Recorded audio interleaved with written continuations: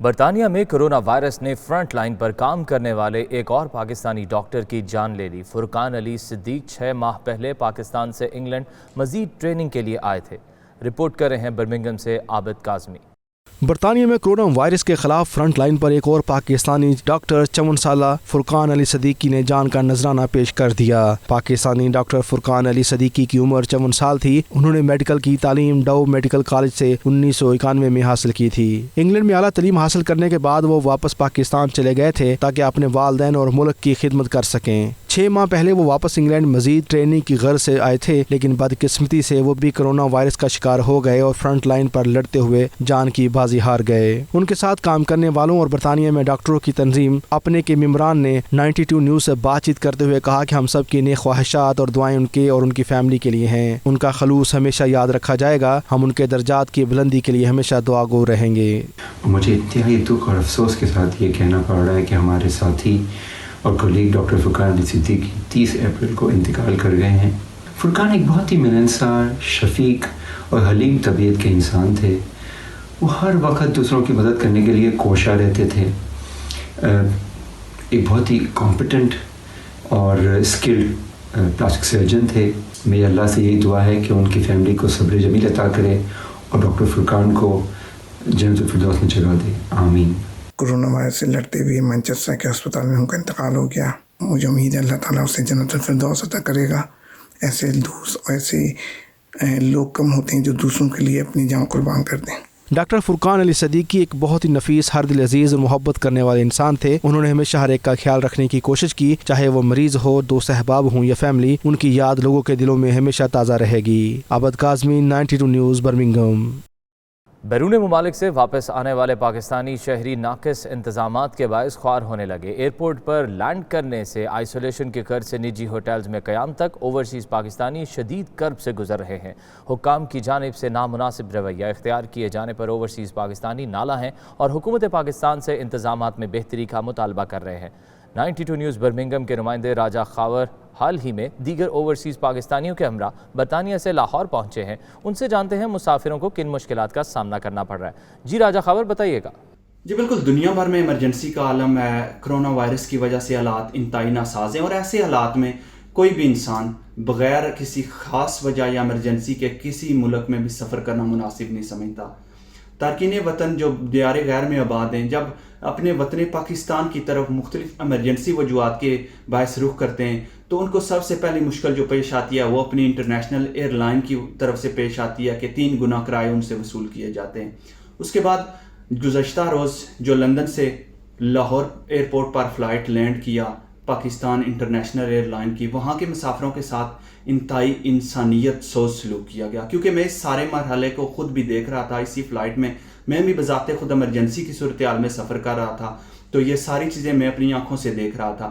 جب مسافر ایئرپورٹ سے باہر نکلے تو وہاں پر 3-4 کیو بنے ہوئے تھے، جو لوگ پرائیویٹ اپنے آپ کو آئسولیٹ کرنا چاہتے ہیں یا سرکاری طور پہ ڈیفرنٹ ڈپارٹمنٹ تھے۔ سب سے پہلی بات تو وہاں پر مسافروں کے ساتھ کسی قسم کی جو پبلک سروس ہے ان کو نہیں دی جا رہی تھی۔ ان کے ساتھ ایک عجیب سا رویہ پیش کیا جا رہا تھا۔ کسی انسان سے نہیں پوچھا جا رہا تھا کہ تم کس ایمرجنسی، کس کرب سے گزر کے آ رہے ہو، تمہارے ساتھ کچھ فلیکسیبلٹی ہو سکتی ہے یا تمہارے جو یہ پریشانی ہے اس کا کس طرح حل کیا جا سکتا ہے۔ اس کے بعد جب ایئرپورٹ سے باہر آئے تو وہاں پر منی کوچز میں سوشل ڈسٹینس کو بھرپور طریقے سے نظر انداز کیا گیا۔ جیسے نارمل حالات میں انسان کو کوچز میں بٹھایا جاتا ہے، اسی طرح کوچز میں جو مسافر تھے ان کو بٹھایا گیا۔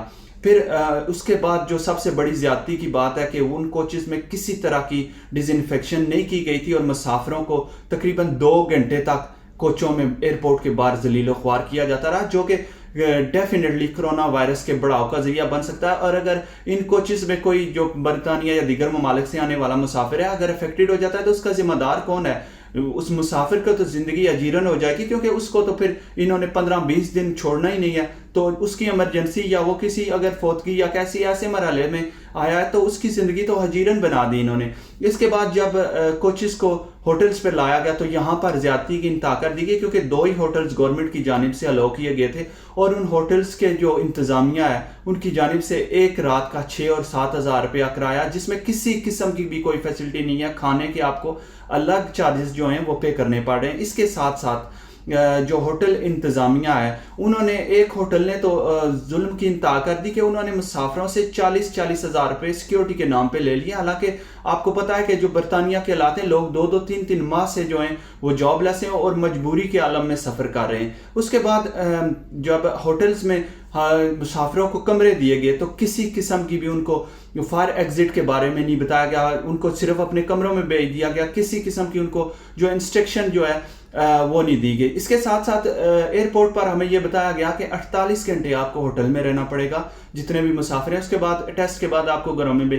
لیکن جب ہم ہوٹلز میں پہنچے جو ہمیں انسٹرکشن دی گئی ہیں اس میں انہوں نے لکھا ہے کہ 48 گھنٹے بعد جسٹ آپ کا ٹیسٹ کیا جائے گا، ٹیسٹ کرنے کے بعد رزلٹ آنے تک آپ کو ہوٹلز میں رہنا پڑے گا۔ تو اس طرح مسافروں کے ساتھ انتہائی پاکستان جو اسپیشلی کیونکہ میں اس ٹائم پنجاب میں ہوں تو پنجاب گورنمنٹ کی جانب سے انتہائی انسانیت سوز سلوک کیا جا رہا ہے۔ کوئی بھی رسپانسبل جو اس پورے حالات واقعات کا آدمی ہے انتظامیہ کی جانب سے وہ نظر نہیں آیا، کوئی بندہ لوگوں کی بات سننے کے تیار نہیں۔ عوام اور پولیس کے درمیان باعث تکرار بڑی دیر تک جاری رہا، مگر ان ساری صورتحال کے باوجود کوئی پرسان حال نہیں ہے۔ جی کوالالمپور کے معروف منارہ سٹی 1 میں امیگریشن آپریشن کے نتیجے میں گرفتار ہونے والے 89 پاکستانی شہریوں کے کاغذات کی جانچ پڑتال کے بعد 45 پاکستانی شہریوں کو رات گئے رہا کر دیا گیا۔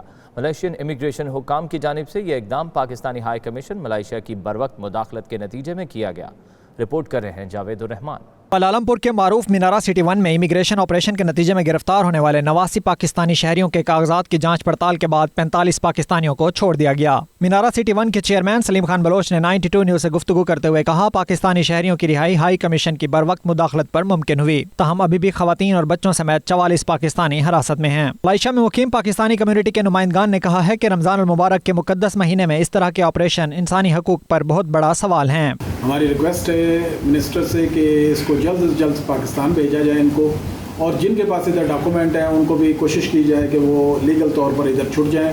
لاک ڈاؤن دے وچ بہت ہی پینفل ہے تے ਇਹਦੇ واسطے it's a humble request to the Pakistan embassy, please do something for them. دکھ کی بات یہ ہے کہ ان پاکستانیوں کو ان کی پوری فیملیز کے ساتھ اریسٹ کیا گیا ہے اور اس وقت وہ ڈیٹینشن سینٹر میں ہیں۔ تو ہمارے پرائم منسٹر عمران خان صاحب سے ریکویسٹ ہے کہ وہ اس چیز کو دیکھیں۔ یہ وہ ٹائم ہے جس وقت میں غیر مسلم بھی مسلمانوں کی ہیلپ کر رہے ہیں۔ کل جو چھوٹے بچوں کو، عورتوں کو، بوڑھوں کو امیگریشن نے پکڑا ہے، یہ بالکل غلط کیا ہے۔ دوسری جانب ملائیشیا میں اقوام متحدہ کے ادارے نے کہا کہ اس طرح کے آپریشن سے تارکین وطن چھپنے پر مجبور ہو جائیں گے، جس سے کرونا وائرس کی وبا روکنے کی کوششیں اثر انداز ہوں گی۔ اقوام متحدہ نے دوران آپریشن پکڑے گئے بچوں کی رہائی کا بھی مطالبہ کیا ہے۔ کمیونٹی نے پاکستانی ہائی کمیشن ملائیشیا سے بھی اپیل کی ہے کہ جب تک ان قیدیوں کی واپسی کے انتظامات نہیں ہو جاتے، رمضان المبارک کے مقدس مہینہ میں ان کی سحر و افطار اور دیگر ضروریات ان تک پہنچانے کا خصوصی انتظام کیا جائے۔ جاوید الرحمان، 92 نیوز، کوالالمپور۔ متحدہ عرب امارات نے کرونا وائرس کے علاج میں بڑی پیش رفت کر لی ہے۔ ابوظہبی کے ریسرچ سینٹر نے کرونا وائرس کا ممکنہ علاج دریافت کرنے کا دعویٰ کیا ہے۔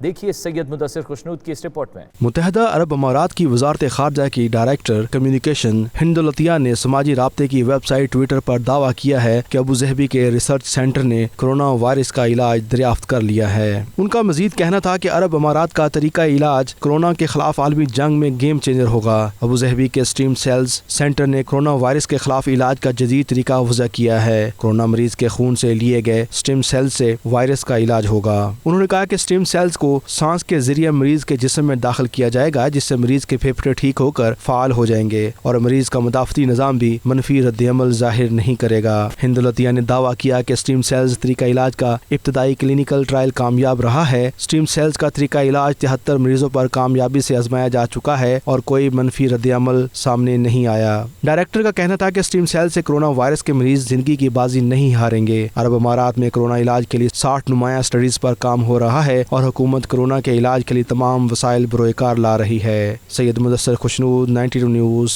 دبئی، متحدہ عرب امارات۔ دبئی پولیس کے commander in chief lieutenant general Abdullah Khalifa Al Marri نے اپنے خصوصی پیغام میں دبئی میں مقیم ملکی اور غیر ملکی شہریوں سے کہا ہے کہ کرونا وائرس کے پھیلاؤ کو روکنے کے لیے عوام کو ذمہ داری کا مظاہرہ کرنا ہوگا۔ موذی مرض سے بچنے میں شہریوں کو بھی کردار ادا کرنا ہوگا۔ रिपोर्ट कर रहे हैं सैयद मुदस्सिर खुशनूद। दुबई पुलिस के commander in chief lieutenant general Abdullah खलीफा अलमरी का कहना है कि हुकूमत दुबई में नकल हरकत के लिए नरमी कर रही है, लेकिन कोरोना वायरस के खिलाफ जंग जारी रहेगी। उन्होंने कहा अवाम अपनों की हिफाजत के लिए जिम्मेदारी निभाएं, रिश्तेदारों के घर जाने से इज्तनाब करने और इफ्तार पार्टियों को महदूद करने की जरूरत है। प्रेस कॉन्फ्रेंस से खिताब करते हुए उन्होंने मजीद कहा कि अवाम की मदद के बगैर इस खतरनाक मूजी मर्ज को शिकस्त नहीं दी जा सकती। उन्होंने बताया दुबई से हौसला अफजा खबरें आने के बाद अर्रास और नाइफ से लॉकडाउन खत्म करने का फैसला किया गया। इसके बाद मुल्क भर में पाबंदियों पर नरमी का फैसला किया जाएगा। यूएई में अब तक कोरोना वायरस से 111 अफराद जान की बाजी हार चुके हैं, जबकि मुतासरा अफराद की तादाद 13,000 से तजावुज कर चुकी है। 2500 से ज्यादा मरीज सेहतियाब होकर अस्पताल से घर भी मुंतकिल हुए हैं। Mudassir खुशनूद, 92 news, Dubai.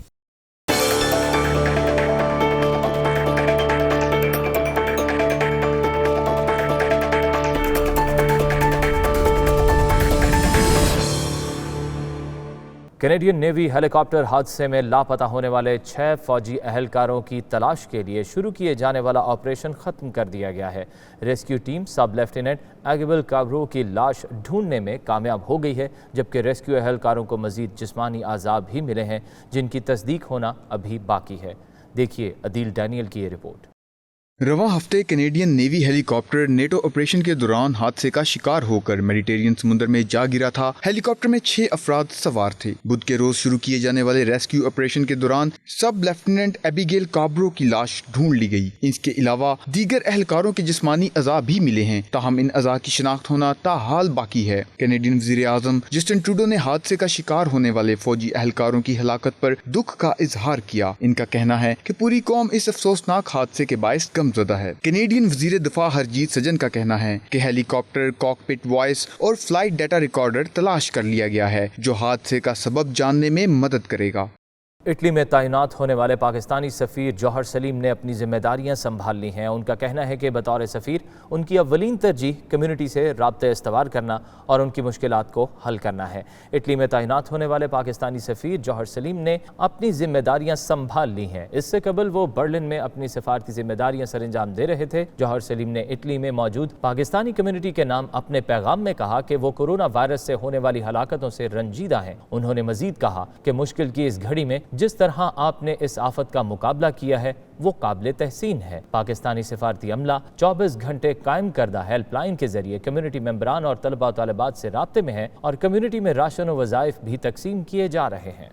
Pakistani American community new Jersey की मारूफ समाजी शख्सियत अदीब और सहाफ़ी अशरफ सुहेल इंतकाल कर गए। उनकी उम्र 70 साल से ज़ायद थी। वो एक हफ्ता कबल बुखार और सांस की तकलीफ की वजह से सेंट क्लेयर अस्पताल नॉर्थ जर्सी में दाखिल थे। सांस लेने में दुश्वारी की वजह से उन्हें वेंटिलेटर पर लगा दिया गया, जहां चंद रोज़ ज़िंदगी और मौत की कश्मकश में मुब्तला रहने के बाद हफ्ते के रोज़ वो अपने खालिक हकीकी से जा मिले। मरहूम के पसमानदगान में बेवा के अलावा 2 बेटे और 2 बेटियां शामिल हैं। वो न्यू जर्सी कम्युनिटी की मारूफ शख्सियत अरशद शेख के ससुर थे। अशरफ सुहेल गुज़िश्ता 25 सालों से जहानुमा के नाम से न्यू जर्सी से मैगज़ीन शाया कर रहे हैं। आरिफ अफजाल उस्मानी, सलीम सिद्दीकी, बशीर कमर, वकील अंसारी, जमील उस्मानी, अल्ताफ़ तरमिज़ी, आफ्ताब जैदी, एजाज़ भट्टी और आसिफ बेग समेत कम्युनिटी की अहम शख्सियात ने अशरफ सुहेल के इंतकाल पर गहरे दुख और गम का इजहार किया और दुआ की कि अल्लाह ताला मरहूम को अपने जवार रहमत में आला मकाम नसीब फरमाए।